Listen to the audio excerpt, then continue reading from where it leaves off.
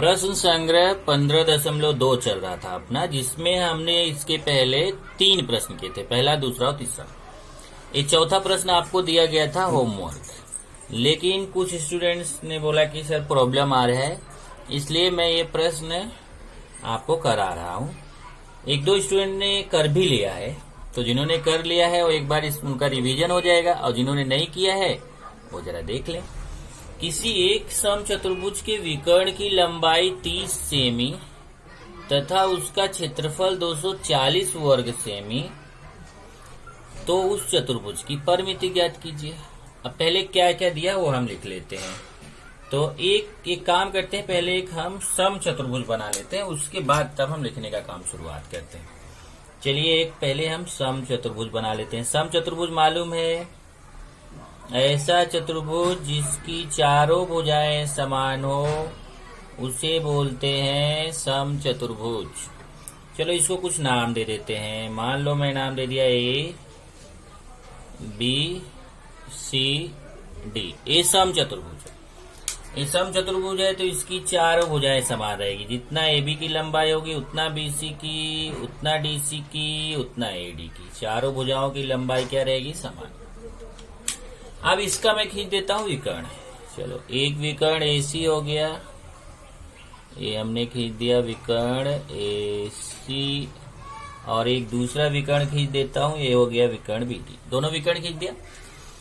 अब इसमें एक विकर्ण किसी एक समचतुर्भुज की विकर्ण की लंबाई 30 सेमी है, मतलब समचतुर्भुज का एक विकर्ण की लंबाई जो है वो 30 सेमी है, और दूसरे विकर्ण का हमें नहीं मालूम है, तो सबसे पहले तो हम वही निकालेंगे, दूसरे विकर्ण की लंबाई। ओके, तो यहाँ पे मान लेते हैं। अब देखो, जैसे एक विकर्ण की लंबाई 30 सेमी है, तो आप चाहे AC की लंबाई 30 मान लो, चाहे BD की 30 मान लो, किसी एक का मानो। चाहे AC का 30 मानोगे तो BD निकालोगे, और अगर BD का 30 मानोगे तो AC निकालोगे। ओके, तो चलिए अभी लिखना शुरू करते हैं। यहाँ पर समचतुर्भुज माना समचतुर्भुज ABCD है। अब देखो इस समचतुर्भुज को नाम दे देते हैं, माना समचतुर्भुज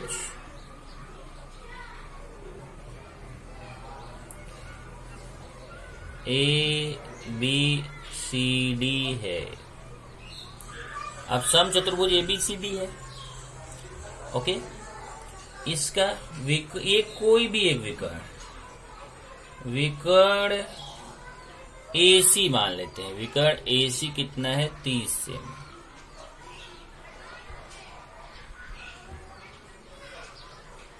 और समचतुर्भुज का क्षेत्रफल दिया गया है। समचतुर्भुज का क्षेत्रफल वो भी पढ़ लीजिए जरा, देखिए कितना दिया है। उसका क्षेत्रफल 240 वर्ग सेमी, मतलब ये समचतुर्भुज का क्षेत्रफल दिया है 240 वर्ग सेमी। और समचतुर्भुज की परिमिति निकालना है, तो डायरेक्ट भाई परिमिति हम नहीं निकाल सकते। अब मैं आपको बताता हूं कैसे। समचतुर्भुज की परिमिति, अब देखिए हमें निकालना है समचतुर्भुज की परिमिति। मैं यहाँ क्वेश्चन मार्क लगा देता हूँ। समचतुर्भुज की परिमिति निकालना है, तो पहले हमें देखेंगे कि समचतुर्भुज की परिमिति का सूत्र क्या होता है। समचतुर्भुज की परिमिति का सूत्र होता है 4 गुणे भुजा। तो इसका मतलब परिमिति निकालने के लिए हमें भुजा जरूरी है। अगर भुजा नहीं पता रहेगा तो परिमिति नहीं निकाल सकते, पर भुजा तो हमें पता नहीं है, तो पहले हमें भुजा पता करना पड़ेगा। और भुजा पता करने के लिए हमें इसका एक विकर्ण पता है, तो दूसरा विकर्ण भी पता करना पड़ेगा, तभी जाकर के हम भुजा निकाल सकते। ओके, तो सबसे पहले हमारा काम है कि जब AC विकर्ण 30 सेमी दिया है, तो पहले हम BD विकर्ण निकाल लें, क्योंकि किससे निकालेंगे? जो क्षेत्रफल का सूत्र दिया है इससे निकालेंगे। चलिए अब यहाँ पे मैं इसके 2 पार्ट करता हूँ, क्योंकि बड़ा क्वेश्चन है तो हमें जरूरत पड़ेगी।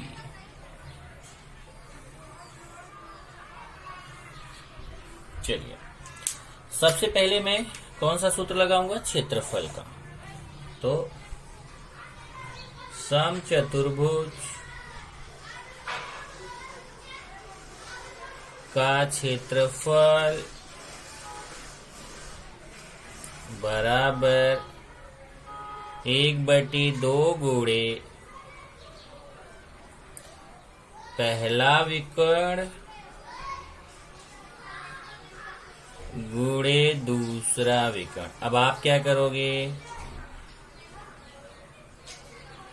ये जो मैं लिखा ना समचतुर्भुज का क्षेत्रफल और 1/2 गुणे पहला, फिर नीचे ले लिया विकर्ण गुणे दूसरा विकर्ण। आप नीचे मत लेना, आप इसको सामने ही लिखना है ऐसे, 1/2 गुणे पहला विकर्ण गुणे दूसरा विकर्ण। ऐसे ये पूरी लाइन, ये जो नीचे वाली लाइन है इसको ऐसे सामने लेना।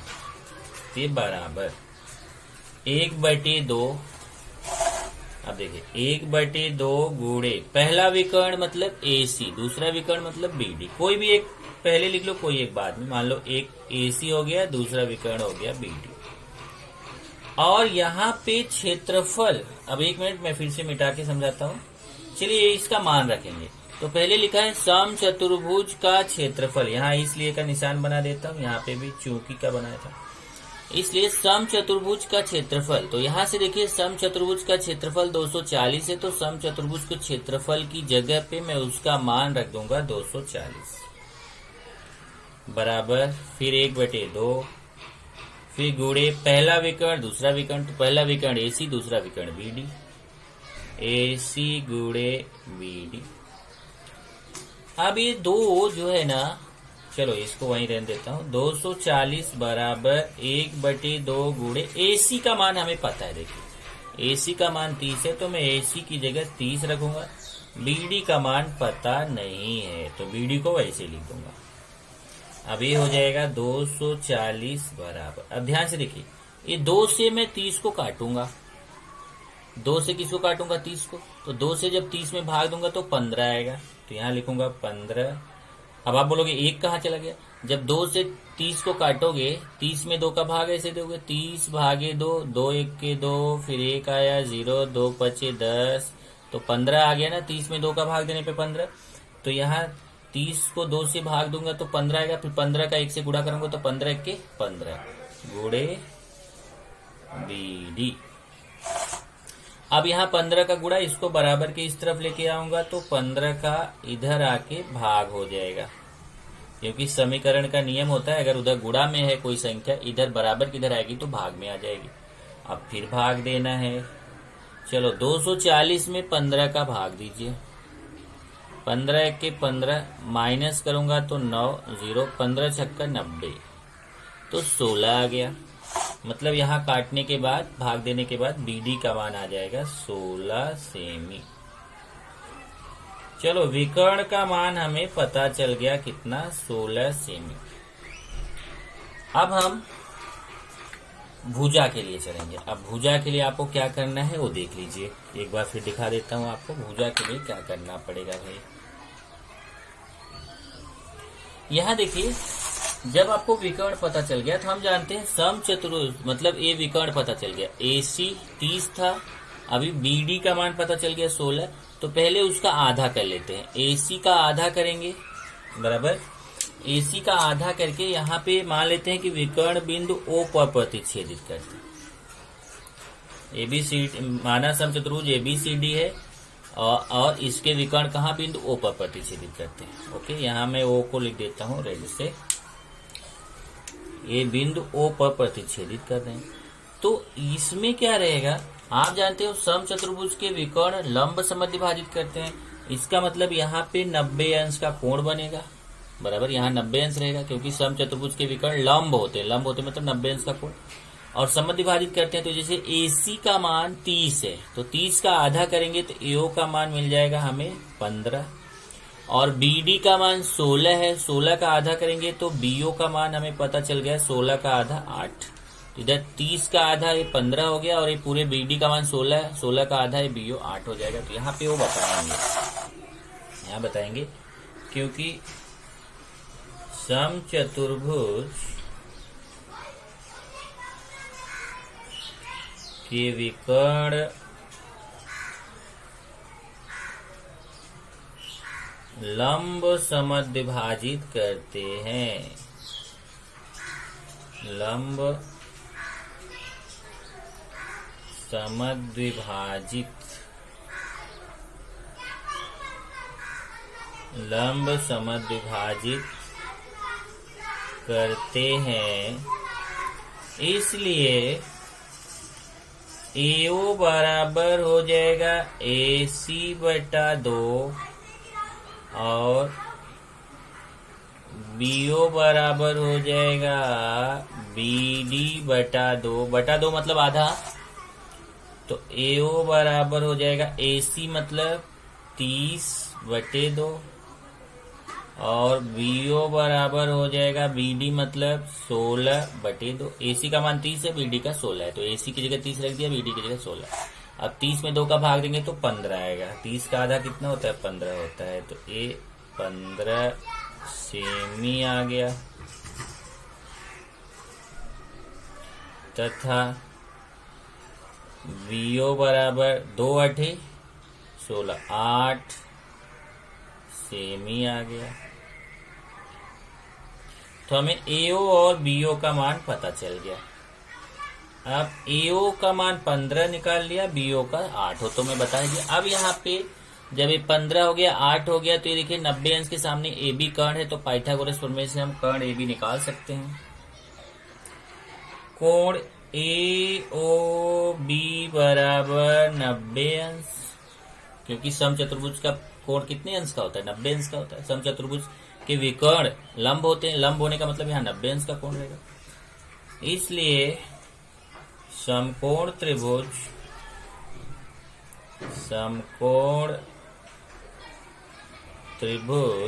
AOB में पाइथागोरस प्रमेय से समकोण त्रिभुज, चलो यहाँ पे थोड़ा सा छिप गया है तो और अच्छे से लिख देता हूँ। पाइथागोरस प्रमेय से, अब क्या है पाइथागोरस का प्रमेय?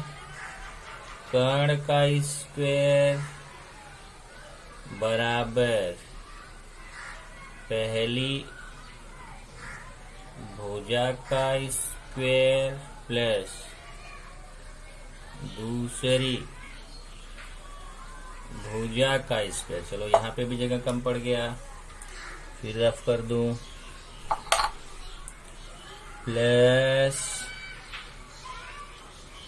दूसरी भुजा का स्क्वायर। यही तो है फॉर्मूला पाइथागोरस का प्रमेय, कर्ण का स्क्वायर बराबर पहली भुजा का स्क्वायर प्लस दूसरी भुजा का स्क्वायर। अब चलिए मान रखते हैं।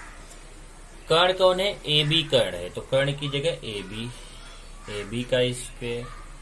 पहली भुजा कोई भी ले सकते हैं, AO प्लस A वाला त्रिभुज ले रहे हैं AOB। त्रिभुज बन रहा है ना AOB, तो इसमें एक भुजा AB हो गई कर्ण, दूसरी भुजा एक AB कर्ण हो गया, एक पहली भुजा A हो गई, दूसरी भुजा BO हो गई, तो दूसरी भुजा BO का स्क्वायर। अब चलिए मान रखते हैं। AB का तो हमें मान निकालना है और AO का मान 15 है।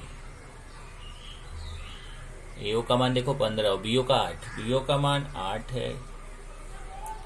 ये हो जाएगा AB का स्क्वायर बराबर 15 का स्क्वायर करेंगे तो 225, 15 का स्क्वायर 15 गुणे 15 225 और 8 का स्क्वायर 8 गुणे 8 64। 225 में 64 जोड़ देंगे, जोड़ना आपको आता है। 225 में 64 जोड़ेंगे तो आएगा 289, 289 आ गया। तब वर्गमूल ले लेंगे, वर्गमूल लेंगे तो AB बराबर ऐसे करणी में 289। वर्गमूल लेते तो क्या होता है? जिसके ऊपर स्क्वायर रहता है उसका स्क्वायर तो हट जाता है, जिसके ऊपर स्क्वायर नहीं रहता वो करणी में चला जाता है। यहां लिख देता हूं वर्गमूल लेने पर।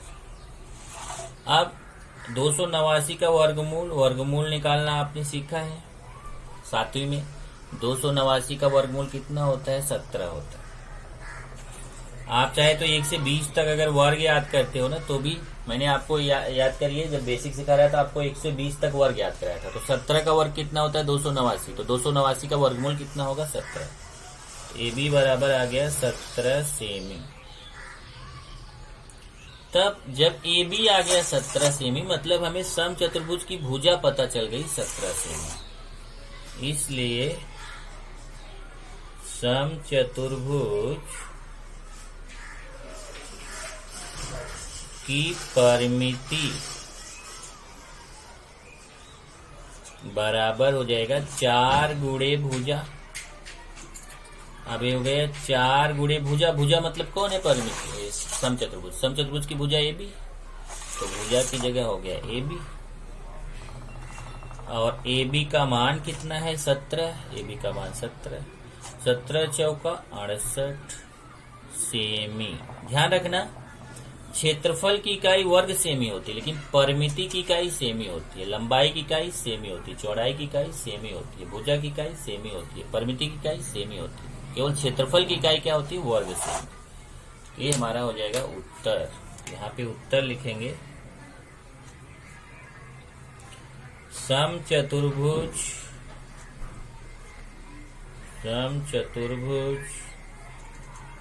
की परिमिति बराबर 68 सेमी। ये बड़ा क्वेश्चन था, बहुत सारे स्टूडेंट ने किया था, कुछ ने नहीं किया था, तो एक बार इसको आप कर लेंगे। तो यहाँ से आपका प्रश्न संग्रह 15.2 खत्म हो जाता है। चलिए, अभी हमने समांतर चतुर्भुज पढ़ लिया, समचतुर्भुज पढ़ लिया और इन दोनों का क्षेत्रफल पढ़ लिया। अब एक नई चीज और पढ़ने जा रहे हैं और अगला चतुर्भुज है समलंब चतुर्भुज। तो समलंब चतुर्भुज कैसा होता है, क्या होता है, जरा समझिए। ऐसा चतुर्भुज जिसकी सम्मुख भुजाओं की एक जोड़ी समांतर तथा दूसरी जोड़ी असमांतर होती है, उसे समलंब चतुर्भुज कहते हैं। जैसे देखिए आकृति में ABCD एक चतुर्भुज दिख रहा है ना, ABCD। ये जो चतुर्भुज है इसमें 4 भुजाएं हैं, तो इसके आमने सामने की ये देखिए AB और DC भुजा ये आपस में समांतर है। AB किसके समांतर है? DC के। और AD और BC आपस में समांतर नहीं है। अब आपके माइंड में बहुत सारे लोग कंफ्यूजन आ रहा होगा, ऐसा कैसे बोल रहे हो, हमें तो AD और BC समान दिख रहा है और आप बोल रहे हो AB और DC समांतर है। ध्यान रखो, मैं समान नहीं बोल रहा हूँ, मैं बोल रहा हूँ समांतर। समांतर का मतलब क्या होता है? उनके बीच की दूरी समान। जैसे देखिए अभी AB है और DC है, अगर इनके बीच की दूरी चाहे जहां से निकालोगे, इनके बीच की दूरी यहाँ समान ही रहेगी। लेकिन अगर इनके बीच की दूरी निकालोगे तो देखिए, अगर इन दोनों के बीच की दूरी निकालते तो यहाँ छोटा है, यहाँ बड़ा है। देखिए इनके बीच की दूरी अगर आप निकालते हो तो देखिए इधर छोटी दूरी है और इधर बड़ी है। ये आपस में समांतर नहीं है। समांतर होने का मतलब क्या हुआ कि उनके बीच की दूरी हर जगह समान होनी चाहिए। यहाँ दूरी कम है, यहाँ दूरी ज्यादा है, तो ये दोनों समांतर नहीं है। और ये देखिए, इनको देख लीजिए, यहाँ पे हर जगह इनकी दूरी समान है, हर जगह इनकी दूरी समान है। ये दोनों आपस में समांतर, जैसे रेलवे ट्रैक, ये दोनों आपस में क्या है? समांतर है। तो AB DC के समांतर है और AD BC के समांतर नहीं है, तो इसको बोलेंगे समलंब चतुर्भुज। एक जोड़ी समांतर होती है, एक जोड़ी समांतर नहीं होती है। अब उसमें आता है कि समद्विबाहु समलंब चतुर्भुज क्या होता है। यदि समलंब चतुर्भुज की असमांतर भुजाओं की लंबाई समान हो तो उसे समद्विबाहु समलंब चतुर्भुज कहते हैं। अब असमांतर मतलब कौन सा? AD और BC ये असमांतर भुजाएं। अगर इनकी लंबाई समान हो जाए, मतलब AD की लंबाई BC की लंबाई के बराबर हो जाए, तो उसको बोलेंगे समद्विबाहु समलंब चतुर्भुज। क्योंकि समद्विबाहु मतलब दो भुजाएं समान, तो AD और BC ये दोनों भुजाएं समान। ये कभी समान नहीं रहेंगी। जब समान रहेगा AD और BC समान रहेगा। अब इसमें हमें सीखना क्या है? हमें निकालना है समलंब चतुर्भुज का क्षेत्रफल। तो समलंब चतुर्भुज के क्षेत्रफल का सूत्र होता है 1/2 गुणे ब्रैकेट में समांतर भुजाओं का योगफल गुणे ऊंचाई। तो सूत्र याद कर लीजिए, समलंब चतुर्भुज का क्षेत्रफल बराबर 1/2 गुणे ब्रैकेट में समांतर भुजाओं का योगफल गुणे ऊंचाई। ओके, अब इसी पे डिपेंड हमारा प्रश्न संग्रह 15.3 है। तो प्रश्न संग्रह 15.3 का 3 में अगर देखेंगे तो 3 प्रश्न है, लेकिन उसमें से हम करेंगे केवल एक प्रश्न अभी आज तो मैं यहाँ पे लिख रहा हूं, देखिए प्रश्न संग्रह 15.3 का प्रश्न एक क्या है उसको लिखते हैं। समलंब चतुर्भुज ABCD में, अब आपके टेक्स्ट बुक में समलंब नहीं लिखा हुआ, टेक्स्ट बुक में समलंब बनाओ। टेक्स्ट बुक में यहाँ केवल चतुर्भुज लिखा है, तो इसके आगे समलंब ऐड कीजिए, समलंब जोड़िए। समलंब चतुर्भुज ABCD में भुजा, ABCD में AB दिया है। अब इसमें समलंब चतुर्भुज है तो उसकी दो भुजाएं तो समांतर होंगी, तो यहाँ पे बताना पड़ेगा कौन सा समांतर है। तो भुजा AB समांतर भुजा DC। ये देखो ए लाइन आप इतना अपने टेक्स्ट बुक में जोड़िए, ए यहाँ पे नहीं जोड़ा हुआ है, देखिए यहाँ टेक्स्ट बुक में यहाँ पे एक लाइन जोड़िए। समलंब चतुर्भुज ABCD में AB समांतर DC। उसके बाद आगे सही दिया हुआ है, लेंथ AB, देखिए ऐसे L स्मॉल l लिख के ब्रैकेट में AB लिखा, मतलब लेंथ AB कितना है 13 सेमी। लेंथ AB कितना दिया है 13 सेमी। चलो यहां से मैं इसको रफ करता हूं। लेंथ AB बराबर 13 सेमी। और क्या दिया है, लेंथ DC दिया है। लेंथ DC बराबर कितना दिया है 9 सेमी। और लेंथ AD दिया है 8 सेमी। और हमें चतुर्भुज ABCD का क्षेत्रफल निकालना है। चतुर्भुज ABCD का क्षेत्रफल ज्ञात कीजिए, एक क्वेश्चन है, यही प्रश्न है। अब देखिए हम क्या करेंगे, यहाँ पे सबसे पहले आकृति आपके टेक्स्ट बुक में बनी हुई तो मैं आकृति बना देता हूँ। ऐसे है, ऐसे है, ऐसे है और ऐसे। देखिए ऐसे समलंब चतुर्भुज बना हुआ है। इधर ABCD, AB और DC दोनों समांतर है और ADBC समांतर नहीं है। चलिए इसको हल करते हैं। हल में सबसे पहले देखते हैं कि इसमें यहाँ देखिए यहाँ पे 90 अंश का निशान भी बनाया हुआ है, मतलब ये लंब है। इसमें क्या कौन चीज कहाँ दिया है उसको पहले लिख देते हैं। देखिए ABDC के समांतर है, तो पहले लिख देते हैं समलंब चतुर्भुज ABCD में भुजा AB जो है वो समांतर है भुजा DC के, ये दिया गया है। और लेंथ AB दिया है 13 सेमी, जो जो दिया यहाँ लिख दीजिए। लेंथ DC दिया है 9 सेमी। लेंथ AD दिया है 8 सेमी। और तो जो जो दिया यहाँ लिख देते हो। AB दिया है कितना 13 सेमी, तो यहाँ AB के सामने मैं लिख देता हूँ 13 सेमी। और DC दिया है 9 सेमी, ये देखिए इसके सामने मैं लिख देता हूँ 9 सेमी। और AD दिया है 8 सेमी, तो इसके सामने मैं लिख देता हूँ 8 सेमी। ओके, और फिर हमें निकालना क्या है, हमें समचतुर्भुज का क्षेत्रफल निकालना है, समलंब चतुर्भुज का क्षेत्रफल निकालना है। तो चलिए समलंब चतुर्भुज का क्षेत्रफल ही निकालना शुरू करते हैं। इसलिए समलंब चतुर्भुज का क्षेत्रफल, अब ध्यान दीजिए क्षेत्रफल निकाल रहे हो तो सूत्र वही है जो अभी लिखा था आपने, 1/2 गुणे ब्रैकेट में समांतर भुजाओं का योगफल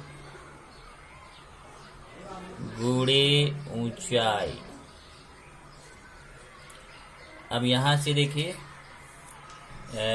क्षेत्रफल तो हमें निकालना ही है, तो मैं मान रखूंगा 1/2 गुणे, अब यहाँ ब्रैकेट में समांतर भुजाओं का योगफल, तो समांतर भुजाएं कौन है, ए बी और डी सी समांतर भुजाएं, उनका योगफल करना है, मतलब उनको जोड़ना है।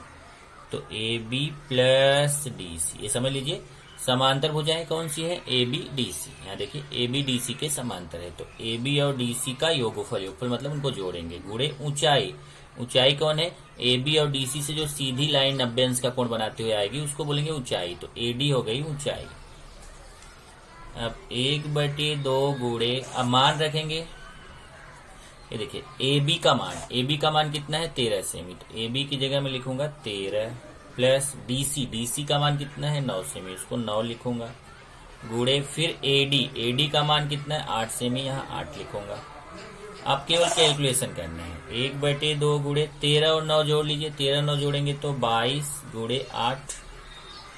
अब ये 2 से चाहे 22 को काट दो चाहे 8 को काट दो, मान लो मैं 2 से 22 को काट देता हूँ, तो 2 से 22 में भाग दोगे तो 11 आएगा। देखिए 2 से अगर 22 को काटते हो तो 11, अगर 2 से 8 को काटोगे तो 4, किसी एक को काटना है, दोनों को नहीं।